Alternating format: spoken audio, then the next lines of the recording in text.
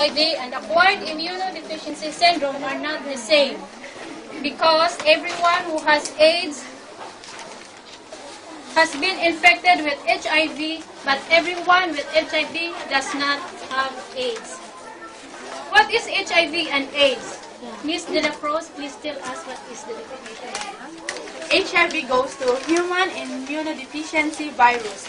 Virus transmitted through body fluids which weakens the immune system. AIDS, incurable disease characterized by a deterioration of the immune system. Infection with the virus that causes acquired immunodeficiency syndrome. HIV infection is the most important risk factor for the progression of latent TB infection to active TB. AIDS is acquired immunodeficiency syndrome. AIDS is a chronic, potentially life-threatening condition caused by human immunodeficiency virus by damaging your immune systems. HIV interferes with your body's ability to fight the organisms that causes diseases.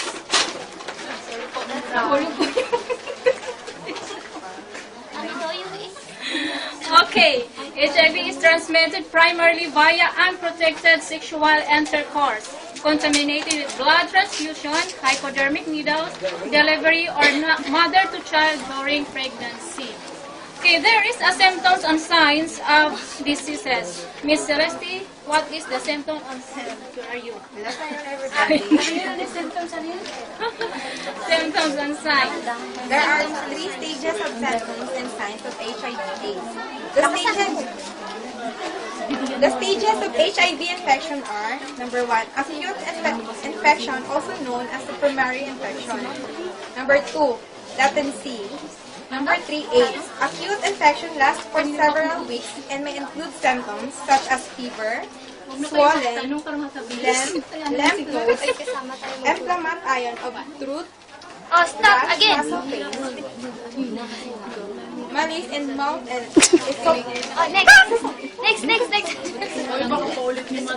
esophageal sores. The latency stages involves few or no symptoms and can last anywhere from 2 weeks to 20 years or more, depending on the individual. AIDS, the final stage of HIV infections. AIDS often have systemic symptoms of infection like fever, sweat, particularly at night, swollen glands, chills, weakness, and weight loss. Symptoms and signs. The most common Tinatakpan niya yung mukha niya eh. Baba mo! nausea, vomiting, diarrhea, sweat particularly at night, swollen lymph nodes, chills, weakness, and weight loss. Okay, the symptoms of these illnesses are primarily the result of conditions that do not normally develop in individual. Nobody listening to me, never mind. Especially in second stages of the clinical latency, because the natural history of HIV can last long, about 3 years. So over 20 years. Okay, remember her. I just let you know. Okay, on average about 8 years. While typically there are no symptoms at first, but 3 years to 8 years. 3 years. how about HIV and transmit to others? Miss Cañete, where are you? Can you stand up? HIV or AIDS can be transmitted through sexual transmission, injections, drugs used related to HIV infections, transmissions of HIV by blood products, tissue transplantations, and artificial inseminations, and vertical transmissions.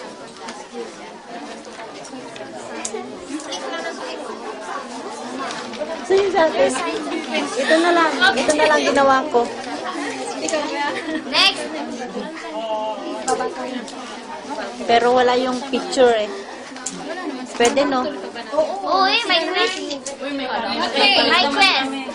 how to prevent HIV and AIDS? Miss Falco, please share your report. How to prevent HIV or AIDS? Prevent One, abstinence of sex. 1. 2 is Two. monogamous relationship or limiting the number of partners. 3 is 3. safer sex practice. Ano, sex practice? Safer sex practice. That's number 3. The number 4 is avoidance of injecting drug use. Next is number 5, needle exchange program. Number 6 is cleaning drug works. Ano, Next, cleaning? cleaning drug works. Drug works? Drug works. Abstinence from sex, it means not engaging sex intercourse where blood, semen, or vaginal fluid can enter the body. It is completely safe at 100% effective methods for preventing a sexual transmitted or HIV. Monogamous long-term relationship, that is having sex with only one person who had only sex with you. With me. Next is our safer sex practice. It includes the use of latex barriers such as condom, I don't have, I never bring, and dental dams. Number 4 is avoidance of injecting drug use. Other way to avoid the risk or transmission of HIV. 5. Needle exchange program. Using a clean needle each time and not to share injection equipment. 6. Cleaning drug works.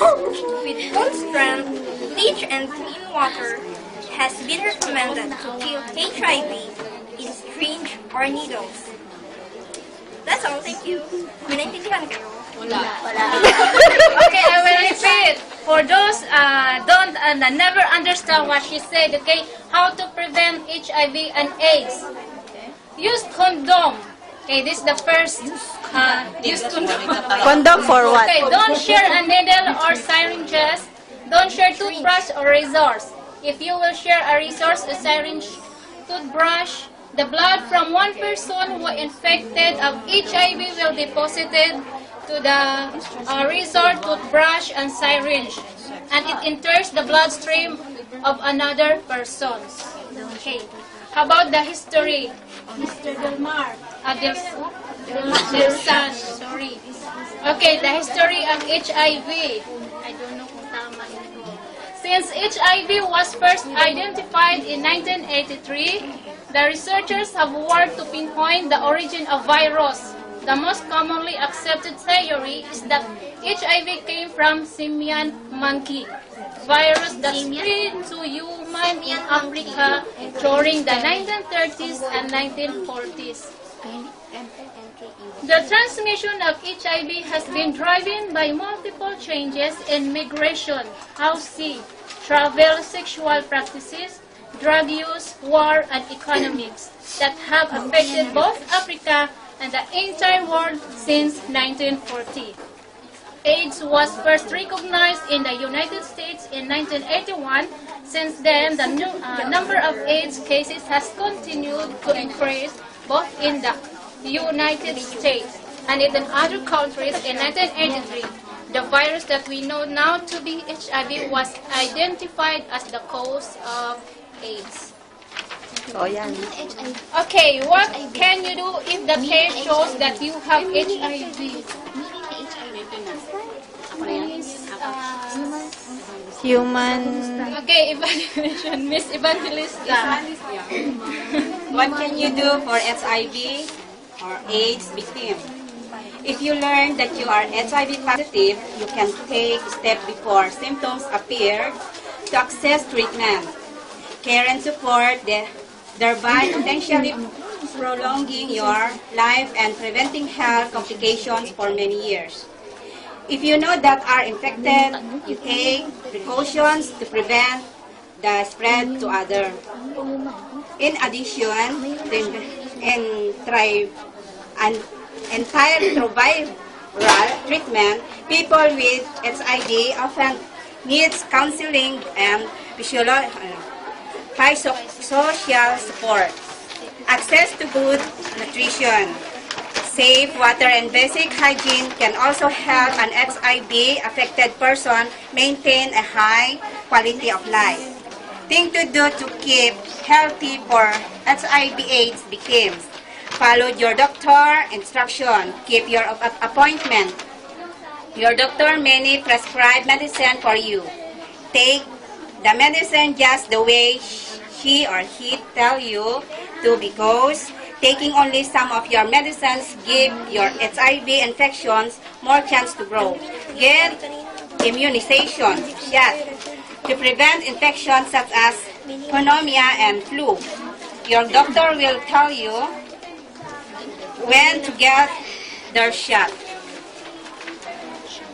If you smoke or if you drug not prescribed by your doctor, quit. Eat healthy food. This will keep you strong. Keep your energy and weight up and help your body to protect itself. Exercise regularly to stay strong and fit. Get enough sleep and rest. Thank you. Welcome. Okay.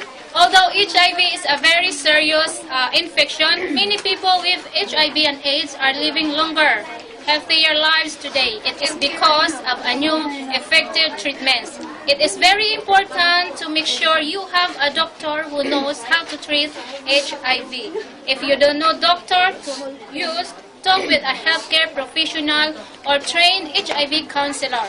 If you are pregnant or planning to become pregnant, this is especially important. Okay. There is no cure for HIV. But with good and continued adherence to antiretroviral treatment, the progression of HIV in the body can be shown to near halt. Increasingly, people living with HIV can remain well and productive for extended period of times. That's all. Is there any question? Wag lang kayong kahirapan. Yung sa likod mo, hindi nag-report Okay, yan? ako na nag-report. Unfair ah. Okay, is there any question? What's the meaning of HIV again? Oh, my question. Okay. Meaning of the HIV. My question. HIV mo. Transfer the HIV using the toothbrush. If you have the mouth sores, Singaw, ganun. singaw, yun nga, singaw. Mouth ulcer. Contaminated with blood. As say, nag-bleeding ka, tapos nag-toothbrush ka. Yung blood, papasok yun doon. At gumamit, alibawa, boyfriend mo gumamit ng toothbrush, magkakalat yun doon sa iyo. Right to another. Ibig sabihin, I-separate mo yung ano, kahit hindi gamit niya. of course, hindi ka makaka-affected nun. Ang affected po ng HIV, tatagulidin ko po, I don't care kung hindi ka nakakaintindi. The other one. What is the affected? Ang HIV po ay blood transfusion. Ito po yung pag naapektuhan ka ng blood ng may HIV, magkakaroon ka po ng HIV. Affected. Iyon yung sinabing, saan ba yun? Ma'am, sorry ma'am ha. Sa toothbrush, paano yun? Kung hindi naman, Yung nag-toothbrush ka, di ba? Tapos yung boyfriend mo may HIV. Ginamit niya, may nag-bleeding siya, di ba?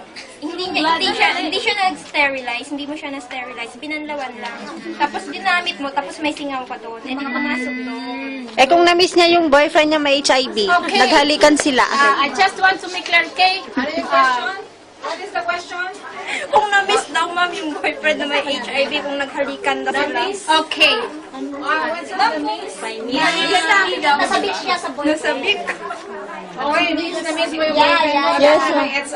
Yes, ma'am. Okay. Naghalikan daw. Ipapaliwanag ko po sa iyo, okay? Nasal secretion, saliva, sputum, sweat, tears, urine, or vomiting is not transmit, how to say that? It will not transmit to the person unless it's contaminated with blood. Blood.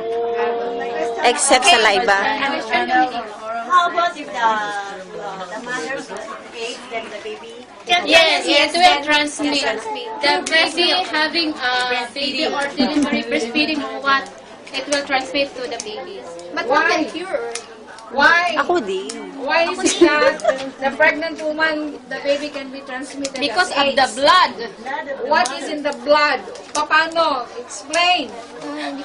Explain. Ito na, si Ma'am kasi Because the baby is Explain it. bakit kayo nagtanong? That is a part of report. No, it's not even the continuing kasi that's very important. Kina-clarify lang. No, it's not clarification. That is part of your report. It is because the baby, ano pa? Kasi nasa dugo ng nanay ang AIDS, kaya doon kumalat sa anak. How can it be transmitted to the baby? Because of the blood. Paano ba? Tulungan niyo ako, nahirapan ako sa buhay, ma'am. Sit down. Oh, sige. Oh. Ma'am, yung virus po napasok sa naisama sa blood tapos na-transmit doon sa baby. How can it be Paano transmitted to talaga? the baby? And the baby is inside the amniotic fluid. Infected mothers can infect their babies during pregnancy or delivery or through Ayun breastfeeding. naman pala eh. What else? What else? From the food, ma'am. Because of the blood. The baby is inside the womb, right? Yes. Okay. So the baby is cord and with the mother's placenta is attached to the mother, right? Yes. And the placenta is what? With the blood going to the baby. So the baby will not only be transmitted through breastfeeding, but during pregnancy, the baby has already AIDS. Because of that, the mother has the blood transmitting to the placenta, going to the cord of the baby, and the baby will circulate the blood. So that is the explanation there. So, Okay? so paglabas ng baby, may AIDS na talaga So, hindi na siya. pwedeng ma-cure yun kasi andun na yun. Meron po akong may nabasa po That's ako. a great time. Okay, doon po sa World Health Organization, mayroong 3 years old, functionally cured of HIV. I don't know if it's true. Sa straight Is time it true, ma'am? last week. Pero nakalagay po doon. There's no, that is only palliative. Meaning, mapoprolong lang ang life niya. But there is no cure yet for the AIDS. Wala pang gamot. Kuya Dani, alam mo sumunod. If you want to prolong your life, there is an Anong group kayo? Three. If you want to prolong your life, because you have the AIDS, there is an injectable worth $500,000 US. To prolong your life if you have the AIDS or HIV. Okay? Next report. Any more questions? No more. Okay, thank you very much. Thank you, congratulations. Round of applause. You did. Okay, next group. Nawala yung kapako. Next group.